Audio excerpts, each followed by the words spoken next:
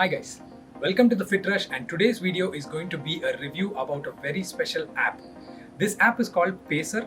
This app is going to help you track the number of steps throughout the course of the month. Now, why you actually want to download Pacer? There are so many other apps out there that anybody could download. The reason why you're downloading Pacer is it is a very lightweight application. It is available for both Android as well as iOS devices, and you can challenge your friends. To challenge your friends, they need not have a Facebook account like several other apps which we have been using in the past, where they have to sign into Facebook, have an account, and then come back to this.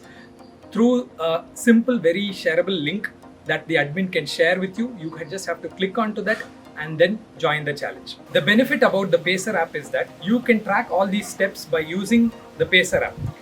For that, you need to carry your mobile phone. This is the basic necessity, and this is what is recommended at all times, because everybody might not have every single device that connects to this app. Now, if you're a person who's having other peripheral devices, for example, if you may have an Apple Watch, this connects with an Apple Watch. You may have a Garmin, this connects with a Garmin. And you may also have a Fitbit, this also connects with a Fitbit. But there are some downsides to connecting with these peripheral devices that I will explain at the end of the video. Okay, now I'll just tell you how to download this app onto your phone. This app is also available for Android users as well as iOS users. And let me just quickly show you how to download this app and how to set up your user account. This is with respect to an iOS user. So first you just go to App Store, and then you have to search for the app called Pacer. So once when you search for the application called Pacer, you will be bombarded with a number of applications, and one of those applications, this is the application, the second one, where it says Pacer. You just go ahead and download the app. Okay, looks like our app is downloaded. Let me go ahead and quickly open it and tell you how you have to set up your account. Now, as soon as you open the Pacer app, you are greeted with start tracking and enter challenge code. Now, suppose if you already have a challenge code that the admin has already shared, you can directly click on the enter challenge code and you can enter the code and enter the activity. Now, in this case, we have not actually started the challenge code. So let us just start with start tracking. So I'm clicking with the option of start tracking. Now it's going to ask me a gender, give your gender accordingly, and also provide your year of birth. So in this case, let me quickly just give my year of birth, and it's also going to ask you what is your height in centimeters. You can just give an approximation. This is just for them to understand how much calories you probably might be burning, and then you can also give your weight. Okay, so I'm giving my weight. Now the next screen that it may prompt is, what do you want to basically achieve? These are just some personal questions that the app is just trying to understand. This has nothing to do with the challenge. So please go ahead and choose whichever you want. For example, in my case, I want to improve my heart health and I want to lose weight, and improve my sleep. So I'm going ahead and clicking those three options and going ahead. Now it says that I'm already set. Now it comes to an option where you can either connect with your Apple ID. For example, if you're an Apple user, you can connect with Facebook if you have a Facebook ID, or you can sign up with an email ID. So in my case, I'm just going ahead with an Apple ID because I have that in handy. And now it's just going to ask you to accept some terms and conditions. Now, as soon as you sign in with your account, that is, in my case, I signed in with an Apple account, and it's going to ask you whether if you want to take free or premium. Now, in our case, we are going with free because the premium is charged as always.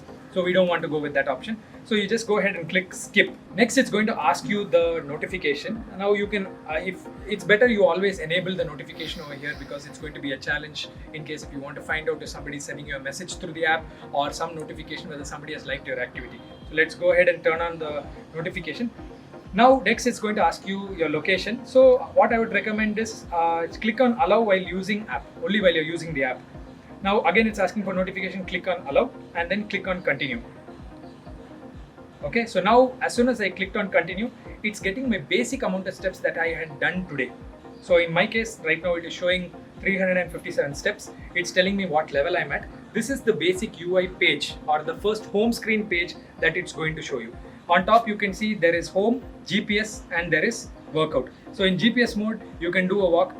For those people who don't have a fitness device and want to do a walk with this particular thing, you can just click on click walk, and you can click the start button. It will start live tracking you, and that will convert into steps and add it to the total amount. Alright, so that was the basic steps that you needed to do to create an account for yourself. That was fairly easy.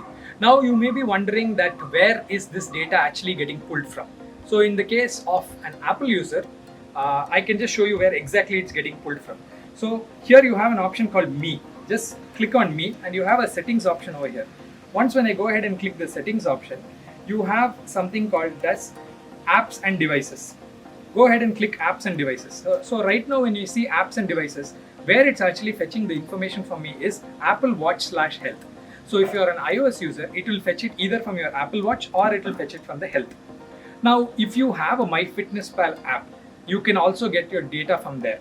But unfortunately for the Fitbit users as well as Garmin users, you can't fetch the data directly from this app. This app can't directly pull it from those apps. The main reason being you need a premium account for Fitbit and Garmin to interact with the Pacer app. So what I would recommend is for Google users, you can use your existing step counting meter that's there in your phone, or if you have Google Health, connect it to Google Health. In my case, I've connected to the Apple Watch or Apple Health.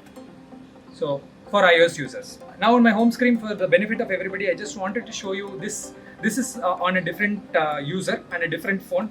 I want to show you how a group would look like and what a challenge would basically look like. Now if you see over here, we have something called as test.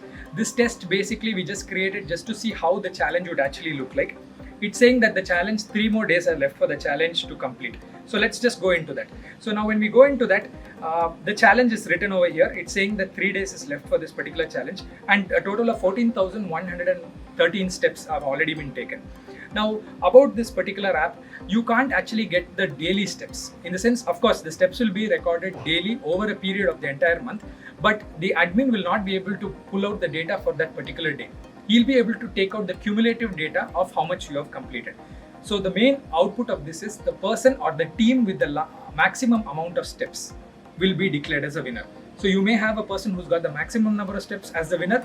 You may have a team that has the maximum number of steps as the winner. Hope you guys really like the explanation of that video. You might be wondering, why are we actually doing this during the time of lockdown?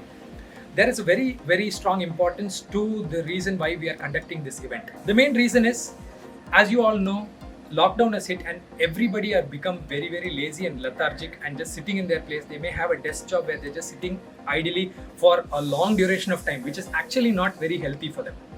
So by having these small challenges where you're challenging a couple of friends or maybe a few hundreds of people, or you have a large group that you want to challenge, it really motivates the other person. And if you have many people doing the same activity together, it can motivate you also to achieve a certain fitness goal. So with that in mind, I hope that you guys really like this video. If you did, please drop a like, comment, share and subscribe. And I shall see you again in another video. Stay safe, stay fit.